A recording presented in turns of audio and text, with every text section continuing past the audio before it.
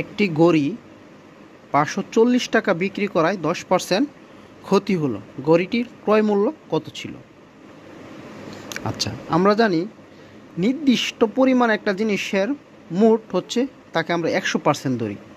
তো ক্রয় মূল্যটাকে তারা 100% ধরছে, 10% ক্ষতিতে বিক্রি করে 540 টাকা বিক্রি করছে। 10% ক্ষতি মানে 90%-এর মূল্য 540 টাকা। আচ্ছা, তাহলে আমরা এখন অঙ্কটি করি, দেখি কি হয়। 90%-এর মূল্য 540 টাকা। তো 1%-এর মূল্য 540 ভাগ 90 কি টাকা। তো 100%-এর মূল্য মানে কি? 100% হচ্ছে তার ক্রয় মূল্য। 100%-এর মূল্য হচ্ছে 540 ভাগ 90 গুণ 100। এখন কাটাকাটি করে যেটা হবে সেটাই কি তার ক্রয় মূল্য। তো আমরা দেখি কি হয়। আমরা 0 কেটে দিলাম। 6 নং 54, 6 নং 54, 6 100 কত?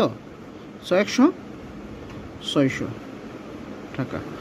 তার গড়িটির ক্রয় মূল্য ছিল 600 টাকা।